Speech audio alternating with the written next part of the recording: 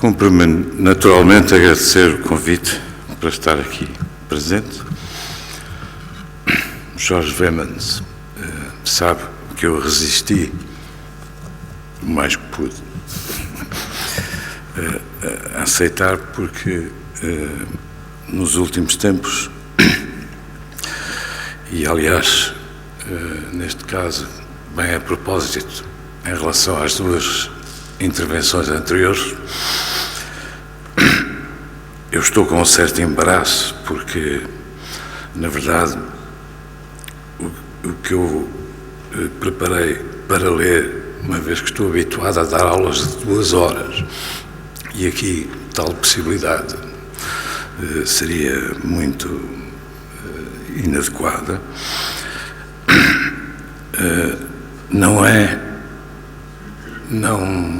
digamos que traz aqui o retrato de alguém que está em sofrimento, de alguém que vê o mundo com muita preocupação e não com a alegria dos meus ilustres antecedentes. Faz favor.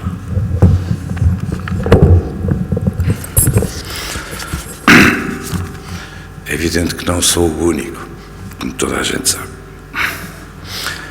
E na minha formação, que eu agradeço a descrição tão gentil, na verdade, há um momento em que eu faço o meu doutoramento em Sociologia da Cultura. E o doutoramento e a música têm relações estranhas. Normalmente os músicos detestam a Sociologia porque acham que a Sociologia vê problemas onde não há problemas nenhuns. Isto é dito no início de um livro que se chama Sociologia da Música, em inglês, do Sr. Peter Martin. É um pouco verdade. Tenho que admitir, a música tem o seu próprio modo de expressão e a Sociologia olha para outras coisas. Mas foram-me propostos 3 tópicos para falar e, portanto, eu vou passar a ler o texto com a esperança que o consiga fazer em 15 minutos, que é o tempo que tenho para a minha intervenção. O primeiro tópico é a política de apoio às artes. Então passo a ler. Esta questão, na minha área musical atual e noutras, não pode ser separada do estado do mundo das artes ou da cultura. Existem fundamentalmente 2 sistemas de dominação. Um global, o da indústria cultural americana ou anglo-americana, que inclui o pop rock, o cinema, as séries de televisão e os jogos de computador, e que, como disse Frederick Jameson, constitui a terceira atividade económica que faz mais entrar dinheiro nos Estados Unidos. Disseram-me recentemente que já está em segundo lugar, tendo ultrapassado a indústria da alimentação. Apenas a indústria do armamento vai à frente. Portanto, a indústria cultural americana, sobretudo, é muito forte. Mas também na Europa, num mundo onde a chamada música clássica se manifesta através da dominação do cânon clássico. Formado a partir de meados do século XIX, um conjunto de obras muito restrito que se mantém nas salas de concertos ou nos teatros de ópera em permanente repetição, sendo a música clássica atualmente mais uma arte da interpretação do que da composição. A música de hoje, comparada com a música anterior a 1900, está nas salas do mundo todo na proporção de menos de 10% para 90 e tal por cento de música anterior a 1900. Este museu imaginário, ou seja, constituído pelas salas de concerto, etc., está presente em todo o Ocidente e é deste modo, com esta ideologia e os seus grupos de interesses, agentes, etc., que os programadores organizam e ano após ano apresentam as suas temporadas com a distinção característica que a expressão de qualidade internacional lhes atribui simbolicamente. Portanto, a música de compositores portugueses tem lugar digamos assim, uma média de uma vez por ano em cada uma das instituições culturais mais importantes. Para não acharem que eu estou a ser exagerado ou pessimista, eu aconselho a leitura dos 5 volumes da História da Música, publicada em 2003, do americano Richard Taruskin, 5 volumes excepcionais de vários pontos de vista. Nessa história existe o nome de um português. A história terá terminado por volta do ano 2000. Esse português chama-se Dom João V, não é um compositor. E porquê que aparece o Dom João V? Porque contratou Scarlatti, ele sim, um compositor canónico da grande música dos países centrais. E, portanto, dizer que a música portuguesa está ausente é uma constatação de facto. Nunca foi tocada nenhuma peça pela Berliner Philharmonic de nenhum período histórico. E, portanto, a música portuguesa existe em circuitos secundários que têm a sua importância, sem dúvida. Compositores são tocados, eu próprio tive peças tocadas em sítios tão estranhos como Pequim, Moscovo e São Francisco, nos Estados Unidos, mas, na verdade, são circuitos secundários, mais ou menos como a Galeria Zé dos Bois no Bairro Alto, comparado em termos simbólicos com os teatros de ópera e outras coisas do género. Estes sistemas de disposição, de dominação, a verdade, têm vários dispositivos de disseminação, que têm ainda o seu centro nos países centrais. Alemanha, França e Inglaterra, que substituiu a Itália, que anteriormente era muito importante na vida musical.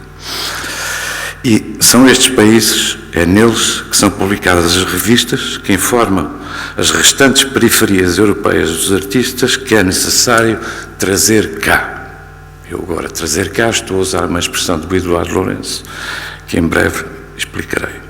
Este é um dispositivo de poder que funciona por si e, por isso, é de certo modo invisível. De tal modo, é visto como natural. No campo da criação de hoje, a chamada música contemporânea, erradamente, diga-se, porque há muitas músicas contemporâneas para além da contemporânea, isto é um dos paradoxos deste campo.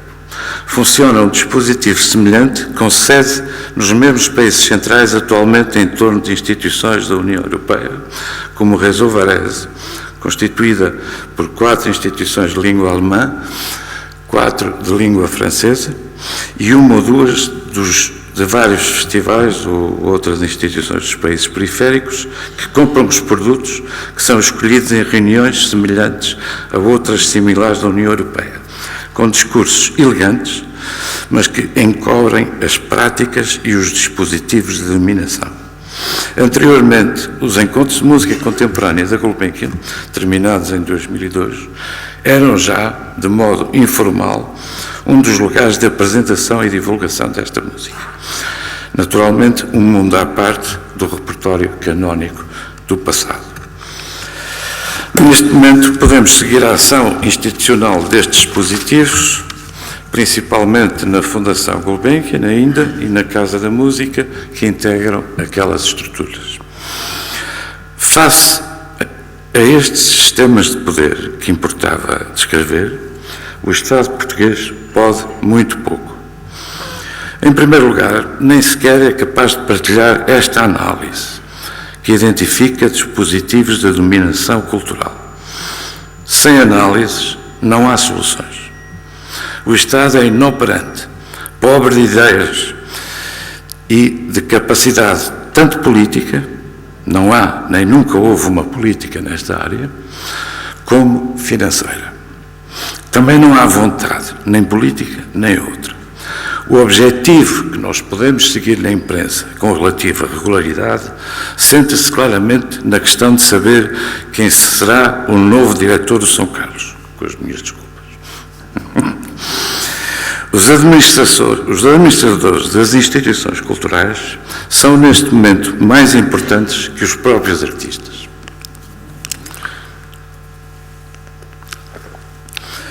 Devo dizer que partilho completamente a posição assumida há pouco pelo Tiago relativamente à diferença entre cultura e arte. Devemos defender a arte, acima de tudo. Cultura é uma questão mais geral. Esta é a situação geral na Europa e no mundo, sendo esta a raiz do elevado número de compositores de muitos países que, depois de 1950 até hoje, emigraram para os países centrais. Este é o lugar de enunciação privilegiada desta prática artística. Acresce, no caso deste país, a questão identitária que nos afeta há séculos. Como disse em tempos Eduardo Lourenço, a dicotomia que domina a vida cultural portuguesa é a dialética cá dentro, lá fora. E um olhar em relação à Europa que funde num único sentimento o ressentimento e o fascínio face ao outro europeu. Já Fernando Pessoa, nos anos 20, salvo erro, escreveu um texto que dizia que as duas cidades mais provincianas do país, Portugal, eram Lisboa e Porto. Eu julgo que ele tem alguma razão, porque é aí que residem as elites culturais. E as elites culturais têm algumas responsabilidades nesta dialética do cá dentro, lá fora, do ressentimento e do fascínio com as grandes metrópoles, tal como dizia o nosso poeta. Eu disse há uns anos atrás, numa reunião do Bloco de Esquerda em Coimbra, num painel sobre cultura, que tinha muita dificuldade em olhar para o Ministério da Cultura como o grande educador da classe operária. Nem educa a classe operária dos antigos delírios do MRPP, como não educa as elites culturais. Normalmente, quando os artistas fazem aquelas reuniões, na verdade, o adversário, o inimigo, o objeto de todas as balas é sempre o Ministro da Cultura e o Governo. Qualquer coisa está errado nisto. É evidente que é preciso financiamento e o financiamento é a questão central do nosso momento europeu. Aquilo que define as elites culturais é justamente, face à dicotomia de Eduardo Lourenço, a primazia do fascínio, sendo que o ressentimento acaba dirigido para os portugueses, dos quais frequentemente se fala, como se nós próprios não pertencêssemos a essa identidade, a essa nacionalidade. As principais características desta área artística fundam-se em antigos hábitos herdados do antigo regime. De facto, a Gulbenkian como montra onde vamos ver o lá fora. Isto foi dito por José Gil no seu famoso livro.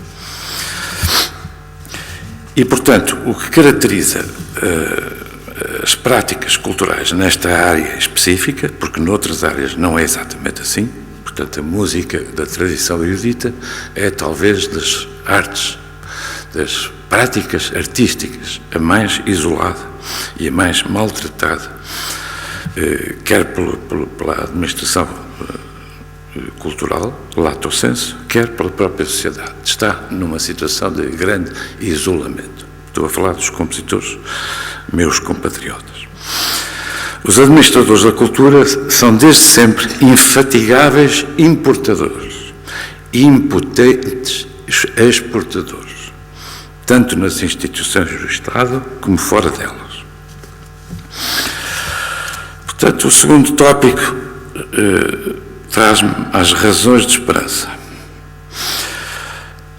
Eu não tenho muitas razões de esperança, de facto, porque tudo aquilo que é estrutural há séculos demora muito tempo a mudar. Usando a expressão top-down e inversamente, como se verá, não vejo nem nos políticos de profissão, nem nos agentes culturais, nenhuma capacidade de alterar este estado das coisas que existe desde que me lembro. A única réstia de esperança a verificar-se será produto de uma inversão, será de baixo para cima.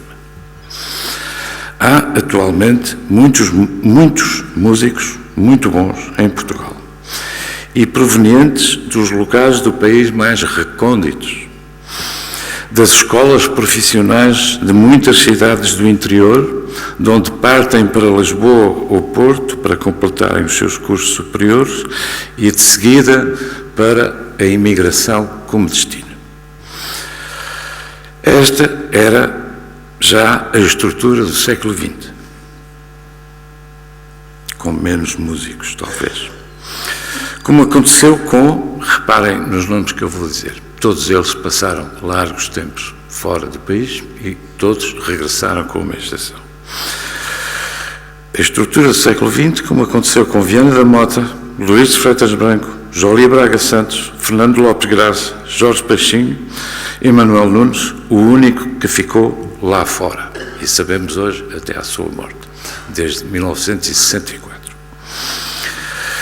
Até à minha própria geração, que segue o mesmo paradigma, uns anos de estudo fora e o regresso, e já posso observar na geração a seguir à minha, para só referir compositores.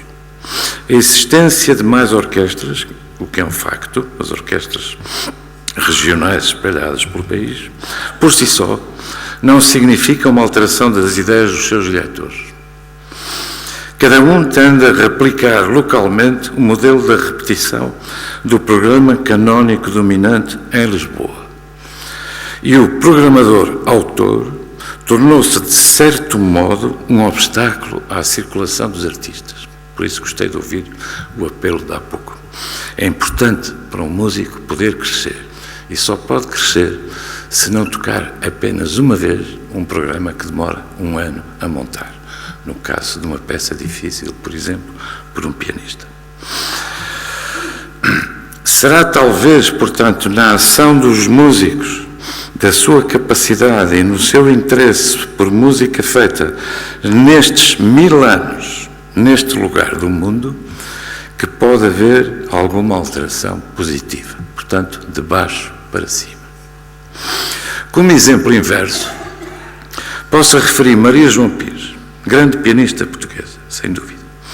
Mas, enquanto membro do grupo restrito dos melhores do mundo, nunca na vida tocou alguma obra portuguesa de qualquer século. É um facto. Portanto, não deve haver ilusões, nem repetir discursos já ouvidos 1000 vezes. É preciso olhar a realidade de frente.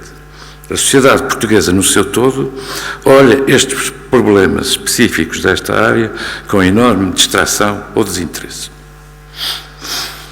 Finalmente, terceiro tópico. Perguntam-me o que espero das comunidades católicas no terreno da minha atividade artística.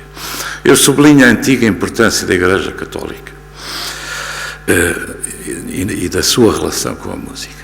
No Concílio de Trento, a prática dos compositores foi alvo de críticas e saíram determinações desse concílio que levaram compositores como Palestrina a mudarem para aquilo que ele próprio classificou como a sua segunda prática.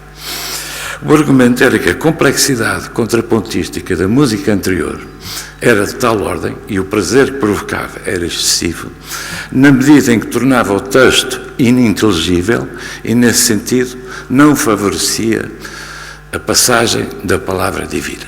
Os compositores foram obrigados, por assim dizer, a controlar o lado contrapontístico das múltiplas vozes e a passarem a ter mais atenção ao texto sagrado. Isso era importante. Como sabemos hoje, tudo mudou, mas eu quero dizer que o Papa João XXIII, o mesmo do concílio há pouco invocado, assistiu à estreia da peça serial de Stravinsky, já uma das últimas peças dele, Training, em Veneza. Stravinsky, que aliás está sepultado nessa cidade.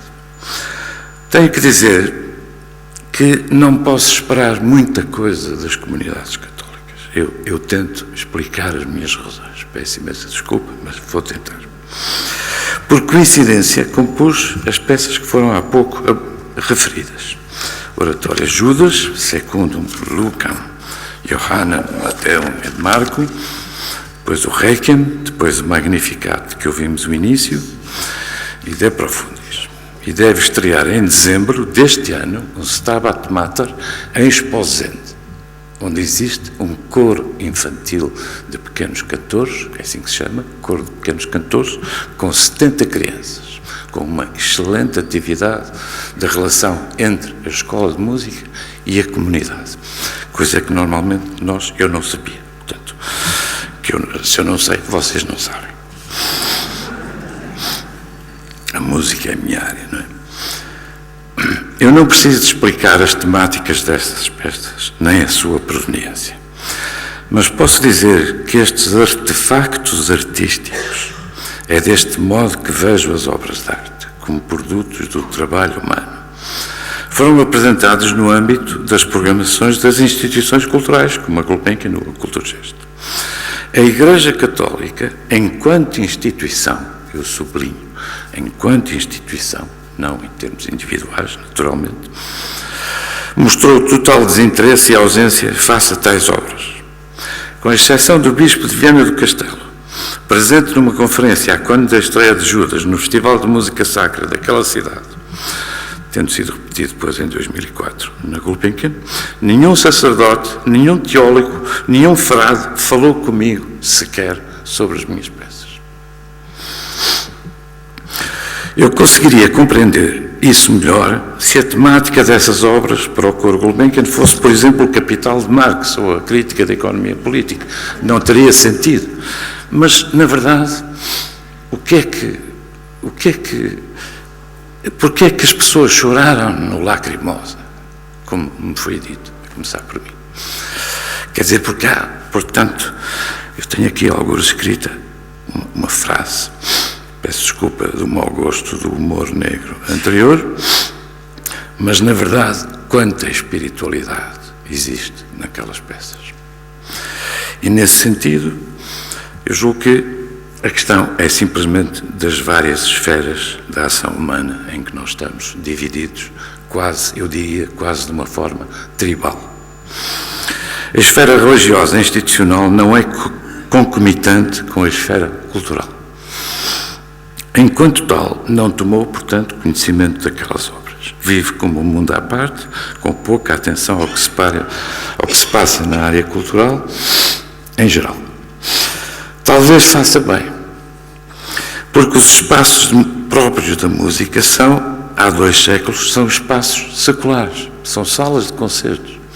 A primeira sala de concertos, para surpresa de muitos de vós, construída especificamente para ser uma sala de concertos, foi a sala do Gewandhaus, em Leipzig, onde ainda hoje há uma ilustríssima orquestra. Portanto, anteriormente a isso, os espaços deste tipo de música erudita escrita eram ou as igrejas ou os palácios dos reis, dos príncipes, dos condados, etc. Portanto, a partir de meados do século XIX, com naturalmente a Revolução Francesa, o concerto burguês com bilhete pago, etc., mudou e a Igreja foi gradualmente, afastando-se, apesar, por exemplo, de um dos grandes compositores do século XX, Olivier Messiaen, ser um profundíssimo católico que improvisava na Igreja da Trindade, em Paris, todos os domingos, durante um certo período da sua vida. Portanto, eu diria, para terminar, que um dos grandes problemas deste tempo é justamente a divisão em tribos, em zonas de interesse isoladas, constituídas como arquipélago de muitas ilhas sem contacto. Entre as artes verifica-se isto. Os atores não vão ouvir música, os músicos não vão ver teatro, a dança não vai, e por aí fora. Vivemos como ilhas isoladas, não tem sentido. Mas eu queria referir-me às zonas mais amplas da atividade humana. As tais ilhas sem contacto podem incluir a política, a economia, a cultura, as diversas artes, como disse, o capital, a metafísica. O homem da Renascença, que ainda em Kant se manifestava na diversidade dos seus interesses, já não existe. Vivemos na época do especialista, que sabe tudo sobre uma coisa e muito pouco sobre tudo o resto. E, no entanto, partilhamos uma vida, um lugar, um mundo. Partilhamos dúvidas, perplexidades existenciais, angústias. Interrogamos-nos sobre a decadência da ética e, como disse o Papa Francisco, adoramos um novo ídolo, o dinheiro. E multiplicam-se sinais da pecadora corrupção motivada pelo novo espírito do capitalismo, como disse Boltanski. Temos de viver tudo isto no isolamento e na solidão no meio de milhões de pessoas. Muito obrigado.